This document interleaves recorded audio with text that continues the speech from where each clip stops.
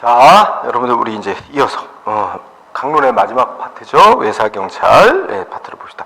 자, 외사경찰이라는 게 어떤 활동을 말하는 거야? 딱 떠오르는 게 주로 외국인 또는 해외 교포, 우리 국내에 들락날락하죠. 또는 우리 국내인이라도 외국에 나가거나 이런 활동과 관련된, 그래서 그런 그 외국인이나 해외 교포나 우리 국내인이 외국 나가거나 이렇게 하면서 발생할 수 있는 사회공의 안녕질서에 관한 문제를 다루는 게 외사경찰 활동입니다. 그래서 거기 외사경찰에 의해 개념 해가지고 이제 쭉 읽어가면 첫째 끝에 뭐 있어요? 당연히 경찰이니까 목적은 국가의 안전보장, 사회질서 유지 이런 목적을 위해서 대상자가 누구야? 주로 외국인, 해외 교포, 외국 관련 기관 등 이런 그 대상자와 관련된 활동이죠. 정보도 수집하고 뭐 범죄 저지르면 체포도 하고 수사해서 처벌도 하고 이런 것들 다 포함하는 겁니다. 자, 그래서 여기 뭐 특별한 건 없습니다. 외사경찰의 대상과 영역 하는 건 주된 이제 포인트는 주로 외국인, 해외교포, 외국기관 이런 거 대상이다는 얘기죠. 읽고 지나가세요. 예. 자, 328쪽에 두 가지 얘기를 했어. 하나는 점점점 외사경찰 활동이 중요해지고 있다. 왜 그럴까요? 국제 교류가 늘어났잖아. 그죠? 늘어나면서 어떻게 돼요? 우리나라에 외국인들 많이 들어오죠? 관광도 오지만 일하러도 오고, 외국인 근로자. 또 우리나라도 많이 나가고, 그러면서 전 세계가 어떻게, 옛날엔 또 냉전 시대여가지고, 저 공산권하고, 이게, 우리 자유민주주의 사회권하고 대립, 이렇게 대척 관계에 있었지만, 지금도 또 다 경제, 교류 협력이 최우선심에서 활발한 교류하죠. 그러니까 그러면서 여러분들 넷째 줄, 다섯째 줄 보면 여러 가지 문제들이 생깁니다. 그죠? 위조 지폐 문제도 생기고 산업 스파이도 생기고, 그죠? 외사경찰이라는 영역이 점점 더 중요해지고 역할이 커지고 있다 하는 걸 알 수 있습니다. 읽고 지나가요. 예. 자, 그 다음에 네 번째, 외사경찰의 특성. 아까 얘기했지만 주로 외국인 대상이 되죠. 자, 관련해서 외사경찰의 특성 참고로 보되 대상 활동 범위 이렇게 되는데, 맨 밑에 우리 외사경찰 업무의 특성에 대해서 조금 초점을 둡니다. 외사경찰 업무의 특성, 업무 수행상 거기를 한번 보면, 이것도 뭐예요? 개개인들의 생명시대 재산 보호보다는 상대적으로 어디에 초점이 있어? 국가의 안녕과 질서 보호. 이게 1차 목적인 활동이죠. 그래서 1번. 그 다음에 외사경찰 활동은 상대적으로 고도의 기술성, 전문성을 요한다. 그렇겠죠. 뭐 조약도 알아야 되겠고, 외교, 다른 나라의 법과 기술, 제도 뭐 이런 것도 다 알아야 이 국가 간의 관계를 다룰 수가 있겠죠. 고도의 기술성, 전문성, 그리고 비공개적이고 비밀, 비노출성. 그래서 뭐 여기 업무 수행상의 특성 부분만 조금 유의해 두고, 자, 오른쪽에 329페이지에 참고해서 두 가지죠. 국제 질서를 바라보는 시각, 학자들의 시각 얘기한 게 있고, 그래서 뭐 홉스의 견해, 칸트의 견해, 그로티우스 견해. 여러분들 국제 사회를 완전히 서로 잘 협력해서 평화를 만들어낼 수 있는 거다라고 보는 시각이 있는가 하면, 그거는 절대 불가능하고 서로 맨날 싸울 수밖에 없는 관계다. 자국의 이익을 위해서 이렇게 해서 항상 투쟁 상태로 보는 그런 시각, 이런 게 이제 얘기하는 거예요. 참고로 읽어보세요. 그리고 그 밑에 참고는 어떻게 돼요? 국제 질서가 시대적으로 어떻게 변천해 왔는가, 이런 순서죠. 그래서 거기 왼쪽에 제목을 보면, 과거에는 그냥 방임주의에 기초해서 이상주의니까 어떻게 돼요? 국가들 간에도 다 이렇게 서로 갈등하고 이러는 거, 이제 표면적으로는 그렇게 보일지라도 결국은 어떻게 될 거라는 거예요? 서로 다 협력하고 조정해서 공존하는 평화로운 세계 질서가 만들어질 거다라고 그렇게 봤던 이상론에 치우쳤던 시기죠. 이상주의. 그 다음에 그랬는데 그 이상주의가 깨지고 어떻게 돼요? 각 국가별로 자국이 알아서 자기네 이익을 추구하려고 노력하다 보면 어떻게 된다는 거예요? 잘 또 보이지 않는 손에서 조정이 되는 거니까 각 자국은 자국의 이익만을 위해서 노력하면 충분하다. 이런 얘기. 그러다가 이 자유방임주의의 폐해가 나타난 게 이제 강대국이 약소국을 다 침략하고 먹어버리는 이런 제국주의 시대.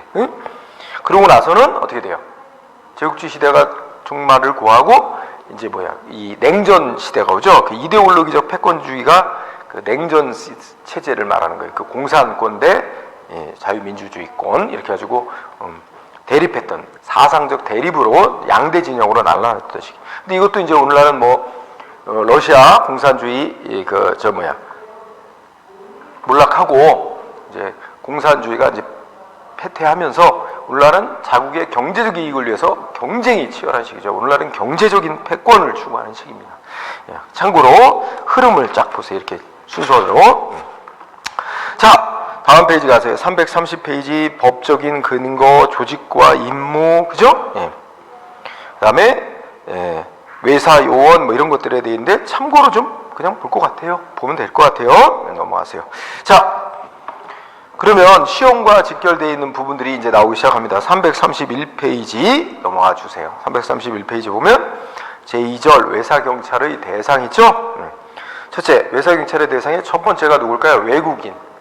그 다음에 또 얘기하는 게 외국인 중에서 일반 외국인이 있겠고 우리나라에 들어와 있는 외교관이라든지 이런 사람이 대상이에요. 그죠? 우리나라에 또 외국 군대도 들어와 있고, 그죠? 네. 자, 그러면 외국인과 관련된 개념이죠. 외국인이라 그러면 광의협의 이렇게 얘기하고, 맞죠? 그럼 참고로 볼까요? 아주 넓게 보면 뭐예요? 모두 포함해요.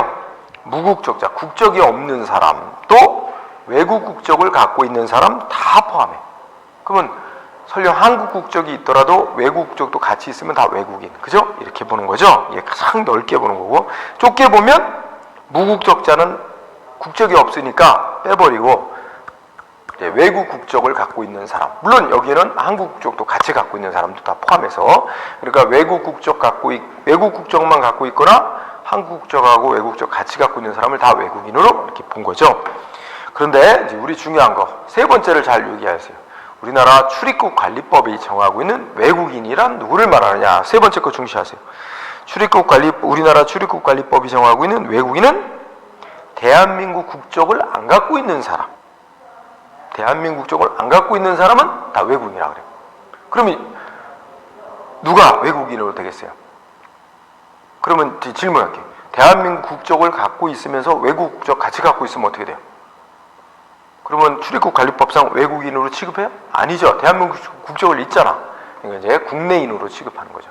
결국 그러면 외국인이란 대한민국 국적을 가지지 아니한 사람 이렇게 말하면 거기서 나오는 결론은 즉 외국 국적만 있는 사람, 외국 국적만 가진 자, 한국 국적은 없는 자죠. 그 다음에 외국 국적도 한국 국적도 아무것도 없는 자, 무국적자, 이런 사람들을 외국인으로 취급하는 거죠. 즉 세 번째 걸 중시해. 출입국관리법상 외국인은 대한민국 국적을 안 갖고 있는 자다. 따라서 이에 따르면 대한민국 국적 있고 플러스 외국 국적도 있다. 그러면 어떻게 돼요? 이거는 외국인으로 취급하지 않습니다. 출입국관리법 등 따르면 얘는 국내인으로 취급하는 거예요. 그래서 그 세 번째 걸 잘 중요하세요. 그러면 밑에 복수국적자가 이거하고 관련돼서 복수국적이면 이건데요. 근데 복수국적도 엄연히 나누면 어떻게 돼요? 한국 국적은 없으면서 외국 국적만 여러 개 갖고 있는 사람은 뭐가 될까요?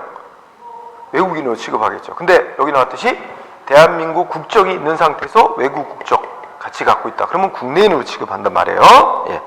자,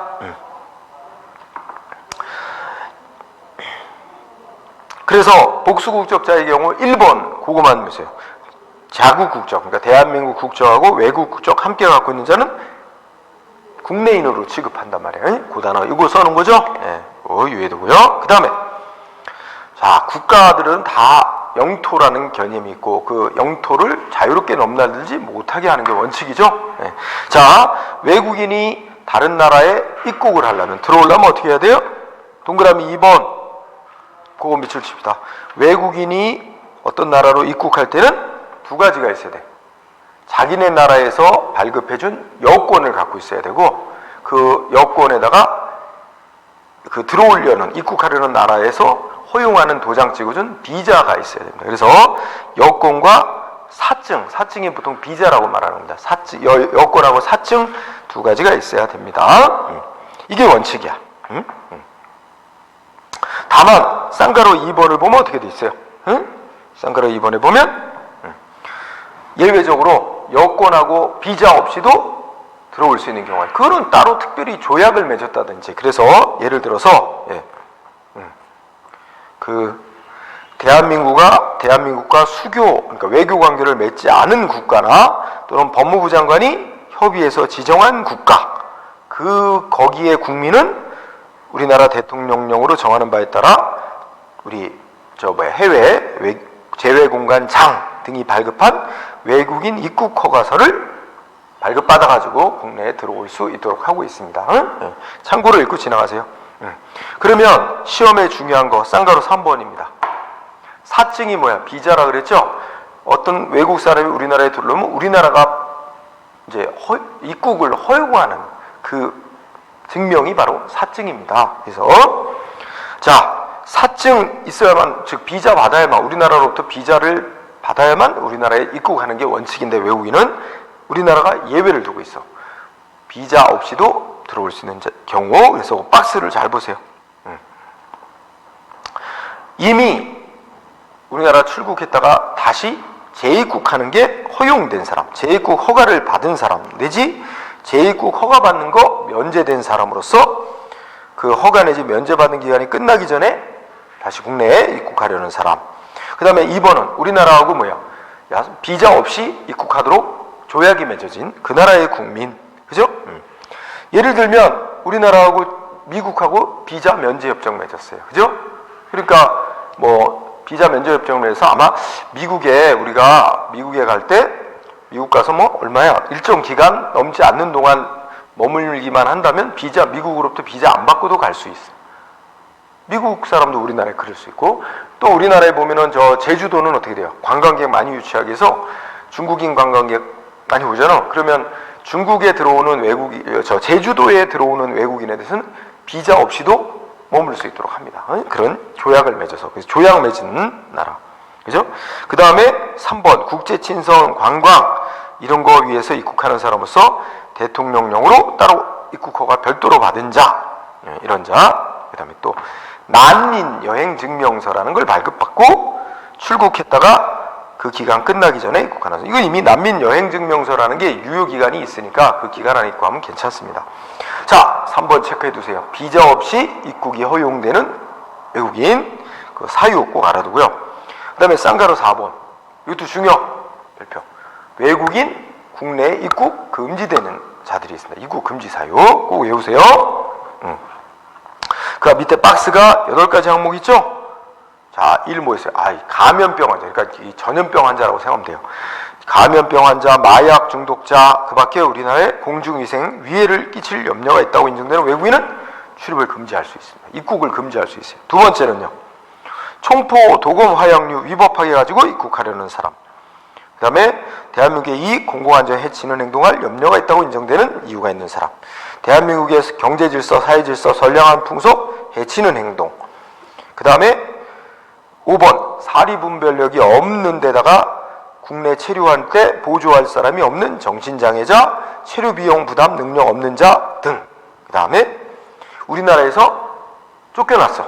강제 퇴거 명령 받고 강제로 쫓겨난 사람이 5년 지나기 전에는 못 들어온다는 얘기예요. 5년이 지나지 않은 자. 그 다음에 7번은 어떻게 돼요? 우리나라 일제 강점기 동안 어떻게 돼요? 정부의 지시를 받고 일제 강점기 동안 일본 정부의 지시를 받아서 인종, 민족, 종교, 국적 등을 이유로 다른 사람을 학살하거나 학대하는 일에 관여한 사람. 그죠? 이런 사람은 입국 금지시키고 있습니다.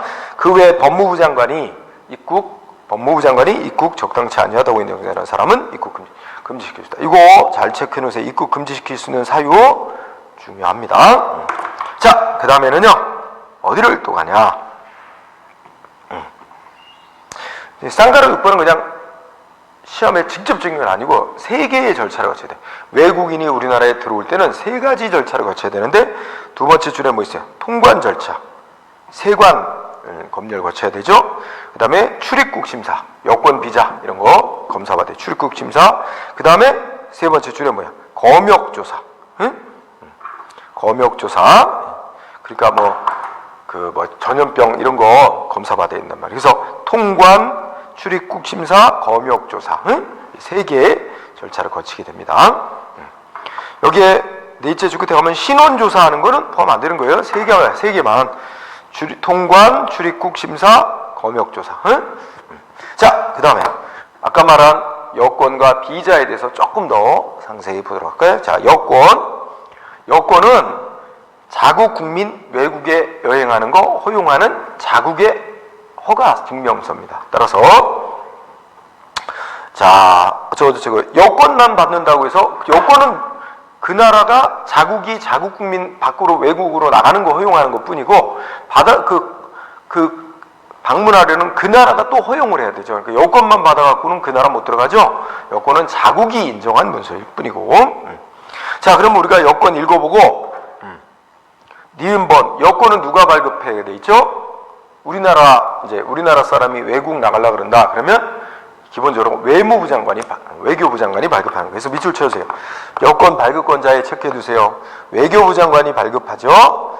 다만 외교부 장관이 위임할 수 있죠. 여권 발급권을. 그래서 셋째 줄본 뭐 있어요? 영사.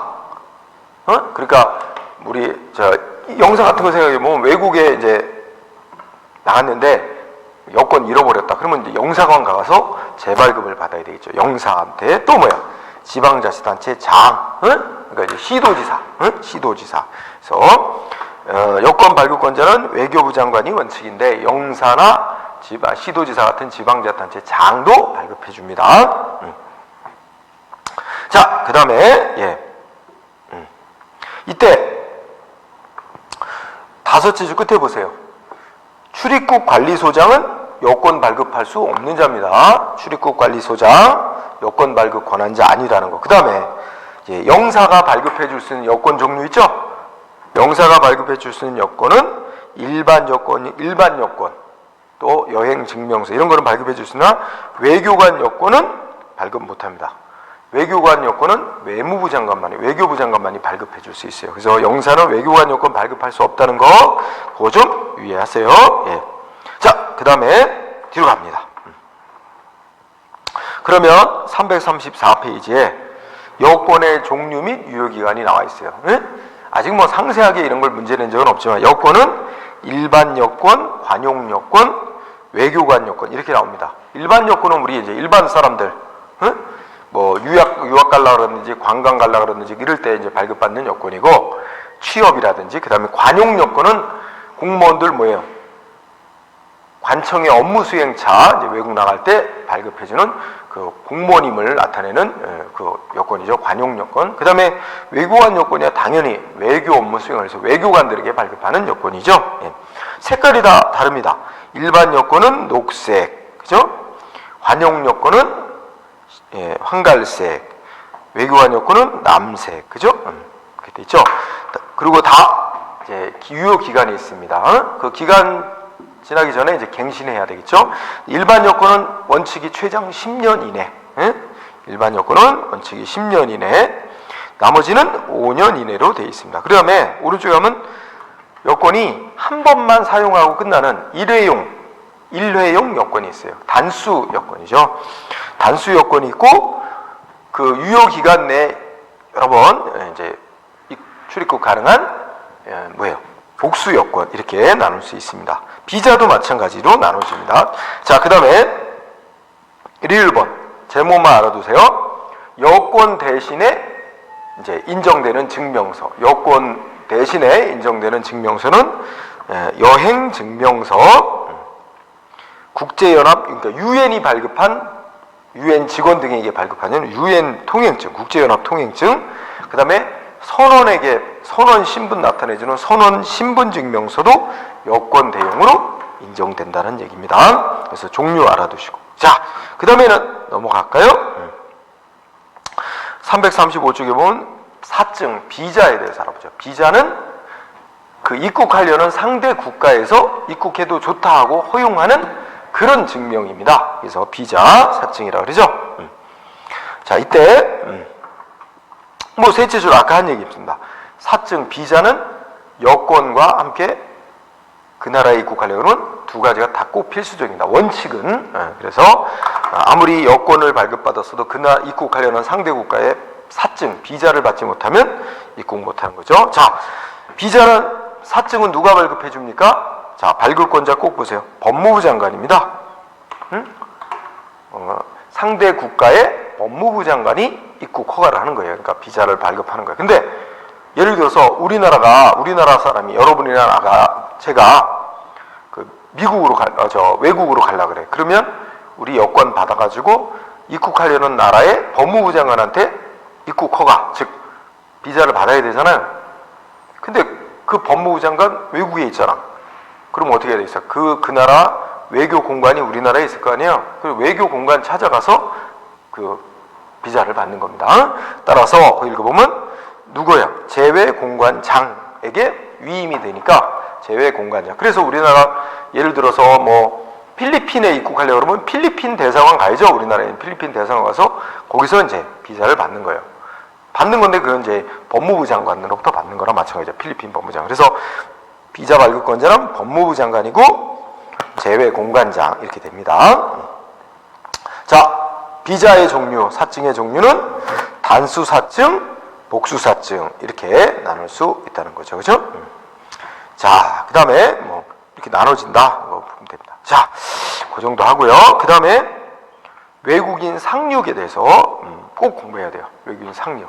이 상륙은 그 우리나라에 이제 일정한 짧은 기간 동안 일시 우리 영토에 이제 머무는 거죠. 응? 그걸 말합니다. 그래서 근데 요거는 공부하는 요령이 상륙의 종류라고 해서 뭐예요? 5가지로 나눠놨죠. 그리고 얼마 동안 허가되는지 상륙 허가 기간을 외우는 게 중요합니다. 자, 내용 읽어보고요. 승무원 상륙, 그죠? 자, 항공기나 선박의 승무원이 그 상대 나라에 일시 이제 상륙하는데 허용되는 기간 얼마요?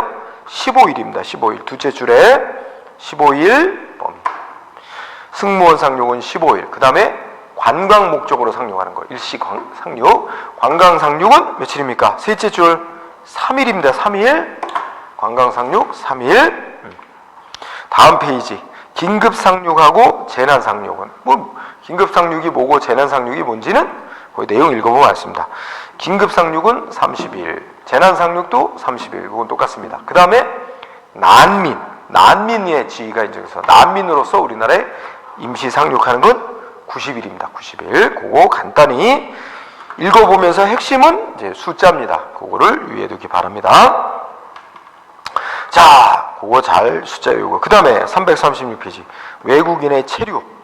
외국인이 국내에 입국을 해서 머무는 걸 말하는데, 우리 국내에 체류 허가를 받아서 체류 목적에 맞게 활동하는 게 이제 허용이 되는 거죠. 자, 그러면 여기서 관련해서는 읽고 지나가도 될 것 같아요.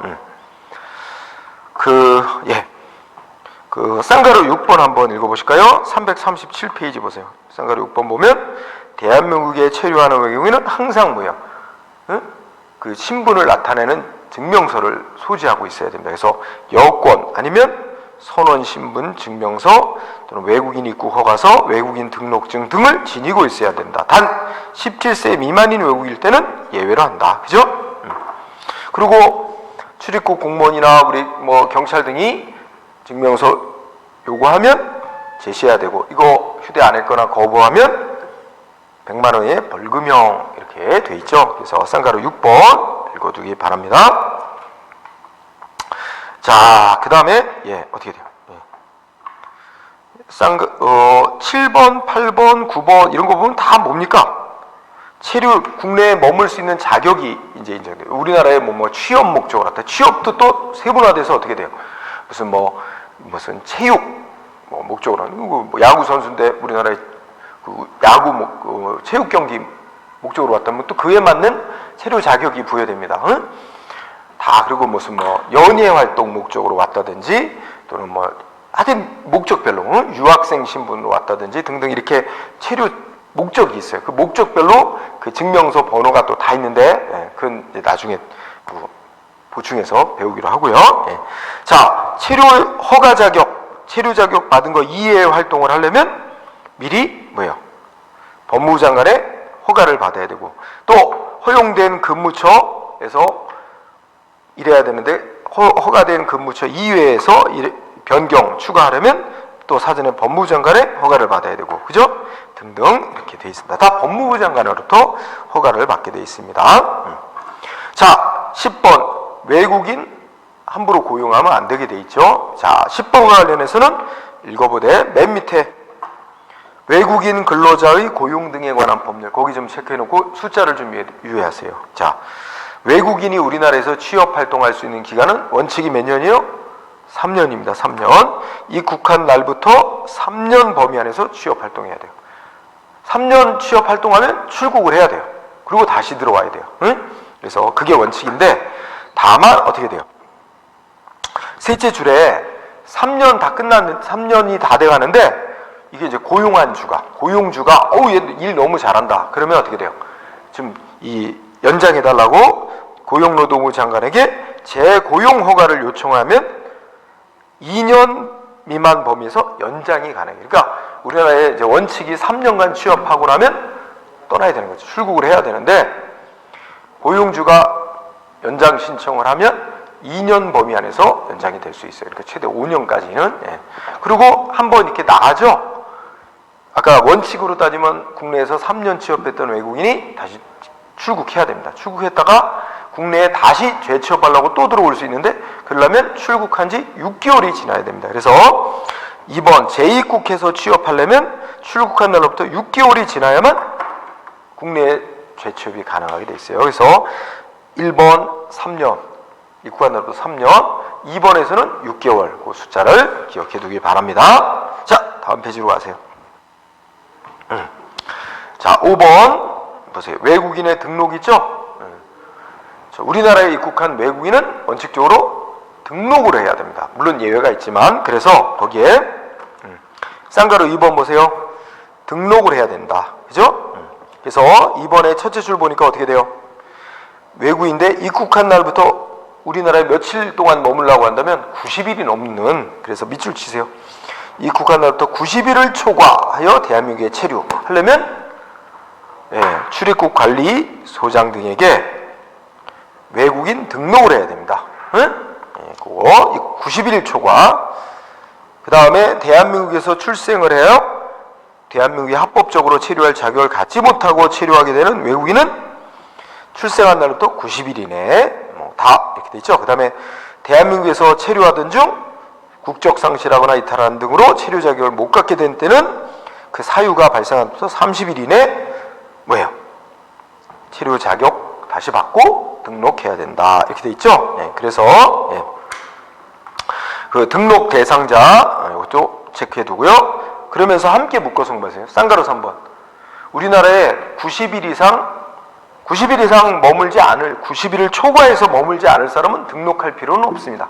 90일 이상 초과해서 머물려는, 90일 초과해서 머물려는 자는 등록을 하게끔 돼 있는데 예외를 두고 있죠. 그래서 1번, 예를 들어서 외교관과 직원, 가족은 예외로 한다. 그 다음에 2번 어떻게 돼? 우리나라하고 조약 맺었어요. 조약 맺은 자는 또 예외로 한다. 그죠? 그 다음에 3번, 대한민국이 초청한 외국인은 또 예외로 한다. 이렇게 돼 있죠? 그래서 그 등록 제외 대상 같이 묶어서 공부해 두기 바랍니다. 그 다음에, 그런데 이 속에 뭐는 들어가 있어요? 등록해야 될 의무자 속에 만 17세가 안 된 외국인은 등록 안 해도 되는 거예요. 그러니까 17세가 안 된 자가 국내에서 90일 이상 머물고자 할 때에도 17세 안 된 자는 외국인 등록 의무가 없어요. 그거는 등록 대상자 속에도 들어있죠? 그래서 17세가 안 된 자는 등록 안 해도 됩니다. 그러나 국내에 들어와서 17세가 넘었다. 그렇게 되면 그때는 또 17세가 된 때로부터 90일 안에 등록해야 됩니다. 그런 얘기가 이제 그 쌍가루 5번과 관련돼서 이어지니까 같이 연결해서 공부하기 바랍니다. 자, 그 다음에 그 쌍가루 8번 보세요. 339회. 지문하고 얼굴 정보 제공해야 될 의무자들이 있죠? 동그라미 1번. 어떤 외국인이 지문하고 얼굴 정보 제공해야 될 의무자입니까? 자, 외국인 등록해야 될 자로서 17세 이상인 자. 그 다음에 뭐야? 출입국관리법 위반해서 조사, 수사받고 있는 자, 신원 불확실한 자, 그 밖에 법무부 장관이 필요하다고 인정하는 자는 지문하고 얼굴 정보 제공 의무자다. 그거 좀 알아두시기 바랍니다. 자, 다음 페이지 보세요. 다음 페이지는 우리나라에 이제 입국했던 자가 이제 나가는 거죠. 출국. 출국하는 걸 말하는데, 출국할 때 출국 심사 거쳐야 되는데, 여기서 포인트는 쌍가로 2번이에요. 의 밑에 쌍가로 2번. 출국 정지 사유 있죠? 외국인 출국을 금지시킬 수는 없어요. 외국인은 자기네 나라로 돌아갈 권리가 있습니다. 다만 이제 일시 정지시킬 수는 있어요. 출국 정지 사유. 그래서 거기 써놨죠. 외국인에 대해서는 출국을 금지시킬 수는 없지만 일정한 출국을 정지할 수는 있습니다. 그래서 그 박스가 그 밑으로 갔어야 되는데 그 위로 올라갔어요. 뭔가 조금 미스가 났죠. 그 박스 안에 법무부 장관은 출국 정지시킬 수 있다. 어떤 자들요? 범죄 수사를 위해서 필요한 사람, 재판이 계속 중인 사람, 형사재판, 또 징역형 같은 거 집행 안 끝난 사람, 또 뭐야? 벌금 1,000만 원 이상 뭐 이런 거 안 낸 사람, 그죠? 세금 5천만 원 이상의 세금을 안 낸 사람, 이런 사람들에 대해서는 출국을 정지시킬 수 있습니다. 그래서 출국 정지시킬 수 있는 대상자 있죠? 그것도 좀 체크해 놓고요. 그 다음에 요 구별할 게 또 7번 강제 퇴거. 강제로 그냥 보내버리는 거죠. 강제 퇴거 대상자 이렇게 되어 있습니다. 자, 이거 관련해서는 341페이지에 쌍가로 2번 강제 퇴거 대상자 있죠. 이거 중요해. 강제 퇴거 대상자 자주 나옵니다. 밑줄. 응? 그래서 문제 유형은 강제 퇴거 대상자의 출입국 관리법에 강제 퇴거 대상자로 규정된 자가 아닌 걸 골라라. 이런 식의 문제예요. 그러면 앞에 갖다 놓은 거 여기 출국 정지시키는 대상자라든지 앞부분에 또 입국 금지 대상자라든지 이런 걸 갖다 같이 넣어놓고 고르라는 문제를 냅니다. 그러니까 그런 거 대비해서 강제 퇴거 대상자 어떤 자들입니까? 1번 적법하게 여권 사증 비자 없이 들어온 사람. 이게 1번, 2번 이런 거 다 뭐예요? 불법 체류자들이죠. 예. 그 다음에 4번도 그렇네요. 예. 허가 조건 받고 입국한 자가 허가 조건 위반했을 때, 상륙 허가 안 받았을 때, 그죠? 등등. 그 다음에 8번 국내에 들어와서 허용된 체류나 활동 범위 이외의 활동을 해가지고 한 자, 위반한 자, 그죠? 다 그런 사람들이 있습니다. 그죠? 외국인 등록 의무 위반자, 그 다음에 우리나라에서 죄를 저질렀고 금고 이상의 형을 선고받고 석방된 자, 그 외에 법무부령으로 정하는 사람, 이런 사람 강제 퇴거 대상자입니다. 자, 그러면 예를 들어서 감염병 환자는 어떻게 돼요? 예? 감염병 환자는 그건 입국 금지 대상자지 강제 퇴거 대상자는 아니잖아요. 예, 그런 거 주의해야 됩니다. 그 다음에 거기에 또 밑에 박스 보세요. 대한민국에서 영주권을 얻은 자다. 영주권을 얻으면 합법적으로 장기간 체류하는 게 허용되는 자인데 대한민국으로 또 영주권 얻은 자라도 어떻게 돼요? 영주권 얻은 자는 원칙적으로 강제 퇴거 안 되는 건데 예외, 세 경우는 예외다. 대한민국에서 영주권 얻은 자라도 형법상 내란죄 등을 범한 자, 5년 이상의 징역 근거형을 선고받고 석방된 자, 그 다음에 불법 출입국 위한 선박 등 제공한 자, 이런 사람들은 영주권 있는 자라도 강제 퇴거시킬 수 있는 대상자로 되어 있습니다. 그 강제 퇴거 대상자 이것만 아주 중시하면 돼요. 그 뒤에는 이제 강제 퇴거시키는 절차에 관한 얘기인데 별로 그렇게 중시는 안 해도 되고요. 참고사항으로 한번 쭉 읽어두기 바랍니다. 자, 그 다음에는 343쪽에 와서 그 외국인이 우리나라에 들어왔을 때 외국인에게 인정되는 여러 가지 권리와 의무에 관한 사항을 좀 공부합니다. 외국인의 지위와 관련해서. 자, 여기서 공부할 거 쌍그룹 1번 외국인의 권리, 그죠? 권리 부분을 좀 공부하세요. 외국인의 권리, 우리 공법상의 권리와 민법 등 사법상의 권리 이렇게 나눌 수 있습니다. 공법상의 권리는 원칙적으로 공법상의 권리는 인정이 안 되는 게 원칙입니다. 그래서 선거권, 피선거권, 공무원 될 수 있는 권리, 선거권, 피선거권, 공무단인권 같은 권리, 교육받을 권리, 뭐 생계 보조금 받을 권리 이런 거는 원칙적으로 인정되지 않습니다. 하지만 모든 인간에게 공통적으로 인정되는 권리 있죠. 뭐 종교의 자유, 신체의 자유, 뭐 이런 거 있죠. 그런 것들은 원칙적으로 다 인정이 된다는 얘기고요. 그 다음에 사법상의 권리는 원칙적으로 다 인정합니다. 재산권이라든지 뭐 이런 거 다 원칙으로는 인정을 하는데, 다만 우리나라에서 외국인에게 이제 인정 안 하는 그런 권리들도 있어요. 예를 들어서 우리나라의 선박이나 항공기를, 우리 국적, 대한민국 국적의 선박이나 항공기를 소유할 권리라든지, 또는 거기 나왔듯이 도선사가 되는 권리라든지 이런 거는, 도선사가 뭐예요? 그 큰 배가 항구에 정박하려고 하면 항구의 그 해저 지형을 잘 모르잖아요. 큰 배가 이제 바닥에 걸릴 수도 있고 하니까 큰 배를 이제 항구에 정박시키기 위해서 연락이 오면 이제 배 타고 나가서 항구에 안전하게 정박하도록 유도하는 그 자격 가진 자를 도선사라고 합니다. 그런 거는 우리 국내 그 해안 지형을 다 알고 있어야 되니까 그거는 외국인에게 인정되지 않습니다. 국가 안보 등을 위해서. 자, 그렇게 외국인의 권리 한번 읽어보고요. 그 다음에 쌍가루서 한번 외국인의 의무도 한번 꼭 읽어보세요.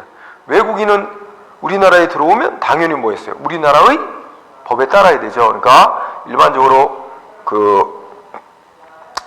대한민국의 법 지켜야 될 의무, 법 위반하면 처벌받게 되는 책임지는 거, 이거 다 똑같이 인정됩니다. 다만 외국인은 우리나라 납세 의무, 국방 의무, 그러니까 국방 의무, 근로 의무 이런 건 원칙적으로 인정 안 되겠죠. 그래서 거기 병역 의무, 교육 시켜야 될 의무 이런 것들은 인정이 안 되는 게 원칙이다. 그래서 참고로 읽어두시면 될 것 같아요. 자, 그러면 이와 관련해서 그 외국인도 한편으로는 보호받고, 그죠? 자, 관련해서는 이 외국인의 망명권 같은 거 한번 볼까요? 그 쌍가루 6번에 동그라미 2번하고 3번을 보세요. 외국인이 우리나라에서, 그러니까 2번 보세요. 외교 공관의 망명권 부여는 인정되지 않으며 영토 이외의 망명은 국제법상 일반적으로 인정된 건 아니다. 하지만 그런데 3번 어떻게 돼요? 외국의 외교 공관이나 군함 등은 그 나라 공무원 내지 경찰이 함부로 못 들어가는 불가침 지역이기 때문에 도망쳐 들어온 범인의 인도를 거부하고, 또 망명권을 부여하더라도 영토 국가의 공무원들은 못 들어갑니다. 동의 없이는 못 들어간다. 다만 외교관원에 의해서 그 외교관을 추방하거나 강제 퇴거를 요구할 수 받는 그런 방법밖에는 없다는 얘기죠. 자, 외국인의 망명권 얘기 한번 가볍게 읽어두기 바랍니다. 자, 그러고 나서 국적법이 얘기가 나와요. 국적법 거의 안 나오다가 딱 한 번 작년, 재작년쯤에 한 번 정도 물어본 적이 있었습니다. 우리나라는 원칙적으로 이제 혈통에 의해서 국적을 주죠. 그래서 대한민국 부모로부터 태어나면 그 아이는 어디서 태어나든지 간에 외국에서 태어나건 대한민국 부모로부터 태어나면 원칙적으로 대한민국 국적자가 됩니다. 그래서 출생으로 이제 국적을 취득하죠. 다만 대한민국 부모로부터 태어난 거 거기 읽어보세요. 인지에 의한 취득, 귀화에 의한 취득이라고 해서 예외적인 경우가 있긴 있습니다. 원칙은 어떻게 돼요?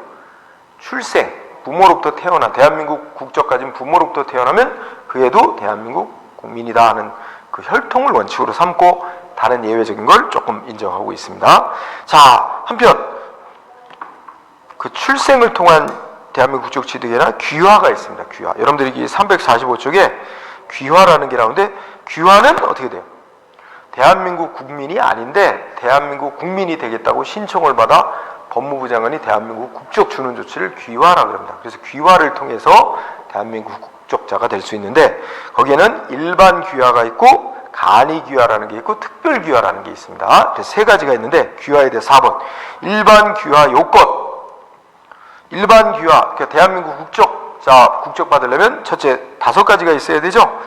5년 이상 계속 국내에 주소가 있어야 되고, 그 다음에 우리나라 나이 기준으로 성년이어야 되고, 품행이 단정하고, 그 다음에 생계 유지 능력이 있어야 되고, 그 다음에 대한민국 국민으로서의 기본적인 소양을 갖추고 있습니다. 이거 이제 다 시험 보거나 검사해서 심사해가지고 주죠. 5가지.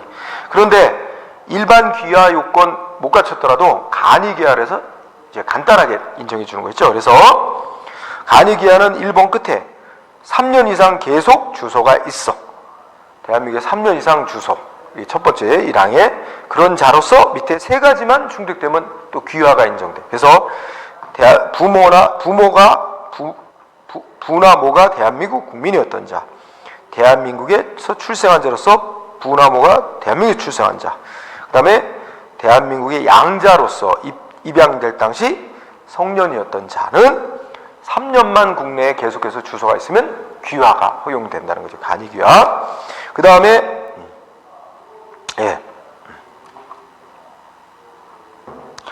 그 다음에 여러분들 2번 같은 경우는 예를 들어서 외국인이 우리나라 사람하고 결혼하는 경우 한번 생각해 볼까요? 그래서 이 동그라미 2항 보면 배우자가 대한민국 국민인데 예를 들어 우리나라 남자하고 필리핀 여자하고 결혼한다고 생각해보세요. 그럼 남자는 대한민국 국민이고 여자는 필리핀 국적자죠. 그런데 결혼을 했어. 결혼했는데 어떻게 됐어요? 그런 경우는 위에서 말하는 간이 귀화 요건 요거 못 갖춰도 귀화가 받을 수 있어요. 그래서 첫 번째 예를 들어 1번 대한민국의 혼인한 상태로 대한민국에 2년 이상 계속 주소가 있는 자, 또 뭐야? 혼인 후 3년이 지났고 혼인이 된 상태로 1년 이상 계속 주소가 있는 자, 이런 자들은 위에서 말하는 간이 귀화 요건 못 갖췄어도 귀화가 허용됩니다. 응? 그런 거 있고요. 그 다음에 다음 페이지 6번 보세요. 특별귀화라는 게 있어요. 특별귀화는 어느 하나의 거기에 있죠. 그죠? 요건이 어떻게 돼요? 대한민국에 주소가 있는 외국인으로서 뭐 몇 년 이상 거주 안 해도 됩니다. 대한민국에 주소가 있는 자로서 어떻게 돼요? 1번 부나 모가 대한민국 국민인 자 또는 양자로서 성년이 된 후에 입양된 자. 그러니까 이렇게 되죠. 부나 모가 대한민국 국민인 자로서 대한민국에 주소가 있는 자. 그러니까 여기 박스 안에 3가지 요건이 갖춰야 돼요. 응? 자, 그러니까 대한민국에 주소가 있으면서 부나 모가 대한민국 국민인 자, 다만 성년이 된 후에 양자가 된 자는 제외하고, 그 다음에 대한민국에 특별한 공로가 있는 자, 그 다음에 뭐예요? 특정 분야에 매우 우수한 능력을 보유한 자로서 국익에 기여할 것을 인정한다. 이런 자는 이 3가지 중에 하나만 해당되면 대한민국에 주소만 있으면 한국 국적 주어질 수 있다는 거예요. 특별 귀화. 그래서 예를 들면 우리나라 히딩크, 그죠? 우리나라 월드컵 4강 올려놨잖아요. 그럼 대한민국에 특별한 공로가 있는 자, 아니면 사망, 우수한 능력을 보유해서 국익에 기여할 것으로 인정되는. 그러면 2호 아니면 3호에 해당하는 자로서 대한민국에 주소만 있으면, 그죠? 그러면 대한민국 국적 주어질 수 있는 거죠. 특별 귀화. 그래서 3가지. 일반 귀화 요건, 간이 귀화 요건, 그 다음 특별 귀화 요건. 요거 알아두세요. 응? 자, 그 다음에 346페이지 또 아래 내려가세요. 346페이지 아래 내려가면 9번이 있어요. 국적 취득자의 외국 국적 포기 의무 있죠? 그것도 꼭 읽어두세요. 그래서 동그라미 1번 보세요. 대한민국 국적을 취득한 외국인으로서 대한민국의 국적을 취득한 외국인일 때는 이중 국적자가 된 거죠. 그러면 어떻게 돼요? 대한민국 국적을 취득한 날로부터 1년 안에 외국 국적을 포기해야만 한국 국적 유지가 될 수 있는 거예요. 그 다음에 그게 이제 1번을 기본으로 하세요. 그렇게 하고요. 그 다음에 11번 연결해서 보세요. 복수 국적을 갖고 있는 자는 어떤 취급을 해요? 1번 보세요. 출생이나 그 밖에 법에 따라 대한민국 국적과 외국 국적을 함께 갖게 된 복수 국적자는 대한민국 법령 적용에 있어서 대한민국 국민으로만 대우한단 말이에요. 그 다음에 복수 국적을 갖고 있는 자가 외국 국적을 보유한 상태에서 직무를 수행할 수 없는 분야에 종사하려면 외국 국적을 포기해야만 허용한다. 그런 얘기가 있죠? 그리고 12번 항목 보세요. 외국 국적과 대한민국 국적, 복수 국적을 갖고 있는 자는 결국 국적을 선택해야 될 의무가 있습니다. 그래서 12번의 1항 보세요. 만 20살이 되기 이전에 복수 국적자가 된 자는 어떻게 해요? 만 22살이 되기 전까지 국적을 선택해야 돼요.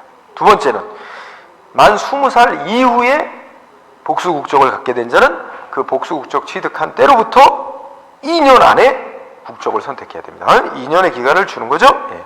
그래서 1항만 잘 유의해 두시기 바랍니다. 예. 자, 그 다음에는 좀 넘어가세요. 그 다음에는 뭐 국적법 얘기는 좀 넘어가도 될 것 같아요. 예. 자, 그 다음에 어디 보냐. 예. 350페이지 외교사절에 대한 얘기를 좀 보도록 하겠습니다. 예, 외교사절. 자, 외교사절은 자국을 대표하는 기관으로서 그 상대 국가에 파견한 자죠. 그래서 그 나라하고 외교 교섭도 벌이고 그 나라의 정보도 수집하고 이런 역할을 하는 겁니다. 그래서 외교사절에 관해서는 쌍가루 2번 보세요. 의의에서 외교사절에 대해서 법적인 규율은 외교관계에 관한 비엔나 협약을 적용받습니다. 즉 조약에 따라 취급하게 됩니다. 그래서 외교관계에 관한 비엔나 협약 그거 알아두시고요. 자, 그 밑에 2번 상식 차원에서 알아두세요. 외교사절의 종류는 이렇게 나눌 수 있습니다. 상임사절하고 임시사절로 나눌 수 있어요. 상임사절은 뭐 우리 보통 그 나라 외교 공관에 상주하는 대사, 공사 이런 사람들 말이죠. 그 다음에 여기 임시사절은 무슨 뭐 그 나라 뭐 전직 대통령이 사망했다든지 무슨 뭐 큰 국경일 행사에 이게 그 축하 사절단이라든지 조문 사절단 보내는 그런 경우를 생각해 보시면 알 수 있습니다. 그다음에 외교사절을 계급별로 나누면 대사, 공사, 대리공사 뭐 이렇게 나눠볼 수 있다는 거예요. 외우지 않아도 괜찮습니다. 넘어가세요. 자, 아주 중요한 얘기 350페이지 외교사절의 파견과 접수. 아주 중요한 얘기입니다. 외교사절의 파견과 접수. 그러면 뭘 예를 들까요? 우리나라가 미국 대사를 보낸다고 생각해 보세요. 응? 우리나라 외교관을 미국에 보낼 때 먼저 뭐 합니까? 순서 한번 이게 써져 있는 순서로 생각하세요. 맨 처음에 아그레망을 요청한다는 말이 나와요. 이 순서상 아그레망이 불어적인 용어예요. 외교 용어는 불어를 많이 쓰는데 영어로는 어그리먼트예요. 동의죠. 그러니까 이 사람을 우리나라를 대표하는 외교관으로 미국 너희 나라에 파견을 하려고 그러는데 이 사람에 대해서 동의하느냐 물어보는 겁니다. 그게 아그레망 요청을 해요. 응? 그러면 그쪽 국가에서 동의하면 이제 보내면 되는 거고 거부하면 보내야 인정 안 해주겠죠. 예. 그래서 먼저 아그레망을 요청하고 그러면 거기서 그 나라에서 그래 동의한다. 이 아그레망 부여, 그죠? 아그레망 부여. 그러면 이제 그 동의를 해주면 이제 파견을 하죠. 파견하기 전에 뭐죠? 이 사람이 우리나라의 그 대표하는 외교관이다. 이렇게 해서 임명하는 신임장을 주는 거죠. 임명장 주는 거야. 신임장 주고 임명장 주고 어떻게 돼요? 그 나라로 파견하죠. 그러면 가서 이 사람이 자기 임명장을 제출하는 거예요. 신임장 제출. 자, 그런 과정. 요 4개. 아그레망 요청, 아그레망 부여, 신임장 부여, 신임장 제출. 이런 과정을 거치는 거죠. 이때 신임장 제출 부분에서 3번 보세요. 3번에 보면 외교사절이 그 상대 국가에 신임장을 제출하여 정식 접수될 때 이때부터 어떻게 돼요? 외교사절의 자격이 인정되고 직무를 개시할 수 있습니다. 그럼 외교사절로서의 직무를 개시할 수 있는 시점은 직무 개시 시점은 언제부터예요? 신임장을 제출하고 난 뒤부터입니다. 그죠? 그런데 괄호 속에 보면 외교관으로서 외교사절로서의 여러 가지 특별한 권리, 특권이 있거든. 보호받는 게 있어. 외교사절로서의 특권은 언제부터예요? 그 나라에 입국한 시점부터 보장된다는 거예요. 특권은 입국 시점부터, 외교사절로서의 정식 직무 개시는 신임장을 그 나라 정부에 제출한 때부터. 그죠? 그거 좀 구별해 두기 바랍니다. 네. 그러면 지금 여기서 나왔듯이 이제 공부할 내용 351페이지 아래쪽에서 5번을 꼭 체크하세요. 외교사절에게는 아까 국제조약, 외교관계에 관한 뭐 비엔나 협약 이런 조약에 따른 특별한 권리와 보호가 행해집니다. 그래서 외교사절에게 인정되는 특권과 면제 이래가지고 인정돼야 돼요. 그래서 외교관계에 관한 비엔나 협약, 동그라미 2번에 세 줄에 보면 영사관계에 관한 비엔나 협약 이런 조약에 의해서 특권과 지위가 인정되는데 이건 뭐 우리나라 외교관도 그렇고 우리나라에 들어온 다른 나라의 외교관도 그렇고 다 조약에서 동일하게 인정되는 거죠. 그래서 크게 둘로 나눴어요. 불가침권과 치해법권. 그래서 이 치해법권은 이제 면제권이죠. 불가침권 내용 다 잘 공부해둬야 돼요. 첫째, 외교관 신체 함부로 체포 구금 못합니다. 예, 그래서 신체의 불가침. 그래서 이제 특히 2번을 보세요. 외교관은 어떠한 형태로든 체포나 구금도 당하지 아니한다. 다만 뭐야? 정당 방위 내지 긴급 피난은 그건 불가피하게 이제 뭐 보호를 위해서나 이럴 때는 예외적으로 할 수 있다는 얘기죠. 예, 그 다음에 예, 우리나라 형법은 어떻게 돼요? 대한민국에 머무는 외교사들에 대한 폭행, 협박 등에 대해서 일반 폭행, 협박죄보다 가중처벌 규정을 두고 있다. 같이 알아두고요. 그 다음에 외교 공관을 비롯해서 외교관의 교통수단 등 외교관사 다 불가침, 침범 못합니다. 동의 없는 한 못 들어가죠. 그래서 1번 잘 보세요. 외교사들의 공관 및 관사는 불가침, 외교관의 개인주택도 불가침, 응? 또 관사라고 하는 것 속에는 본건물만 아니라 부속건물, 정원, 차고 등도 포함되고, 그죠? 또 셋째 줄, 외교사들의 교통수단도 다 불가침입니다. 따라서 여기는 외교사들의 동의 없는 한 못 들어가는 거예요. 단 우리 앞에서도 배웠죠. 그러나 화재가 발생했다든지 전염병이 발생했다든지 그런 특별한 예외적 경우는 동의 없이 들어갈 수 있다는 게 국제관습법으로 그런 경우는 예외적으로 인정된다고 공부했습니다. 2번. 그리고 3번도 공부하세요. 아까도 얘기했지만 외교 공간이라도 그 범죄를 저지르고 외교 공간으로 도망간 범죄자를 보호하는 권한은 인정이 안 됩니다. 네? 그렇다고 해서 외교 공간에서 우리나라에서 범죄를 저지른 미국인이 미국 대사관으로 도망 들어갔어. 그렇다고 범죄자 보호하는 권한은 인정이 안 되는데 그렇다고 우리나라 경찰이 그냥 동의 없이 들어가서 체포해 갖고 나올 수는 없어요. 그럼 어떻게 해야 돼? 니네들은 범죄자 보호할 권한은 없으니까 그 범죄자를 내놓든가 아니면 계속 거부하면 니네 이 외교관 인정 못 해준다. 외교관 추방. 이런 거 외교 조치만 할 수 있는 겁니다. 그 다음에 문서 불가침 보세요. 외교 공간의 문서 함부로 열어보거나 이런 거 못하죠. 압수수색 이런 거 못하는 겁니다. 그래서 첫째 줄에 공문서를 포함한 사문서는 불가침이다. 따라서 수색, 검열, 압수, 제시 요구할 수 없다. 심지어 외교가 단절된 경우일지라도 보장되는 거다. 그죠? 다만 예외가 있습니다. 그 문서가 간첩행위에 증명이 되는 문서라든지 또는 어떻게 돼요? 그 외교관이 간첩행위로서 이렇게 취득한 문서라든지 그럴 때는 예외가 인정이 된다는 얘기죠. 그래서 요거 내용들 잘 보면 신체, 관사, 문서 불가침 잘 보고 그 다음에 치해법권. 외교관이 우리나라에서 범죄를 저질렀어도 우리나라 법으로 우리 국내에서 처벌 못하게 됐다는 거예요. 우리가 재판 못한다는 거예요. 형사재판. 그래서 여러분들이 형사재판권 면제 첫째 끝에 뭐예요? 외교관은 어떠한 경우에도 체포, 구금, 소추 처벌되지 않는다. 이거는 공무 수행 중 한 것뿐만 아니라 개인 자격으로 한 행위도 똑같다 이거예요. 그죠? 예. 결국 할 수 있는 건 뭐예요? 우리나라에서 체포해서 처벌은 못하니까 추방을 요구하고 본국에 돌아가서 처벌되게 하거나 그런 방법밖에 없다는 거죠. 예. 그 다음에 원칙적으로 민사재판 받을 권리도 이제 면제. 다만 예외가 있긴 있다는 얘기입니다. 형사재판. 그 다음에 그냥 읽으면 증언 의무도 면제된다. 그 다음에 우리 경찰권 행사의 대상으로부터도 면제됩니다. 그래서 경찰권 면제 한번 읽어볼까요? 경찰의 명령이나 요청에는 외교사들을 구속하지 않으므로 외교사들이 경찰법규에 위반하더라도 강제처분이나 경찰벌 부과할 수 없다. 그죠? 네. 그런 얘기죠. 그 다음에 세금 부과 대상으로부터 면제, 과세권도 면제된다. 이런 얘기 있습니다. 그래서 그런 여기 불가침권과 치해법권을 잘 공부해둬야 됩니다. 공부해. 자, 그 다음에 특권 향유의 범위 이와 관련해서 이 특권 향유의 범위도 여러분들 체크하고 공부는 해놓으세요. 해놓는데 포인트는 어디 있냐면 인적 범위.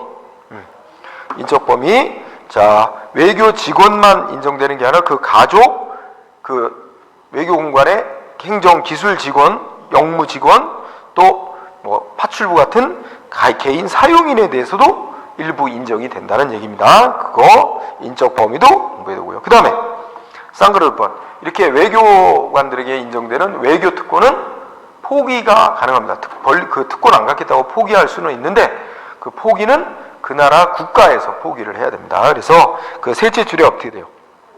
응? 파견 국가가 이 외교관의 특권을 포기할 수 있다. 파견 국가가. 그렇게 정리하면 될 것 같아요. 자, 그 외에는 뭐 별 특별한 건 없습니다. 넘어가도 되고요. 자, 우리 이어지는 주제가 뭐예요? 356쪽으로 가보세요. 355쪽은 외국 공관 얘기 나오고 356쪽에 가면 외국 군대 얘기 나옵니다. 특히 우리나라에 이제 미국 외국 군대가 들어와 있죠. 예, 그 관련해서. 예. 뭐 한번 쭉 읽어보세요. 357페이지를 보세요. 357쪽에 보면 예, 그 군함의 일반적 지위라는 항목이 있고 거기서 쌍가로 5번을 체크하세요. 경찰관이 외국 군함에 출입하는 문제에 대해서 이 외국 군함이 국내 선박 이제 국내 항구에 정박해 있어도 거기에 경찰 함부로 못 들어갑니다. 동의 없으면. 예, 그런 이치예요. 그래서 예. 그 1번 군함도 불가침권이 인정되기 때문에 그 연한 국가의 관리가 함부로 못 들어간다. 범인이 그 선박 안으로 도망갔어도 그 함장의 동의 있거나 그러지 않는 한 함부로 들어가서 직접 체포할 수는 없습니다. 예? 예, 그런 얘기죠. 그래서 뭐 3번도 마찬가지. 그 군함의 함장의 승낙 있는 거 외에는 출입할 수 없다. 이런 얘기고요. 그죠? 다 똑같은 얘기입니다. 외교 공관과 동일한 논리를 적용한다고 생각하시면 돼요. 그래서 쌍가로 5번 그렇게 공부하면 되겠습니다. 자, 그래서 우리가 그 외사경찰 파트도 이제 2시간으로 나눠서 지금 1시간은 외교 사절 얘기까지 공부를 했습니다. 그러면 좀 쉬었다가 뒤에는 이제 그 주한 미군과 관련된 조약 얘기하고 그 다음에 이제 외국과 관련된 외국인 범죄 사건 뭐 이런 거 처리하는 요령 이런 거에 대해서 2가지를 공부하도록 하겠습니다. 자, 쉬었다 하실까요? 예.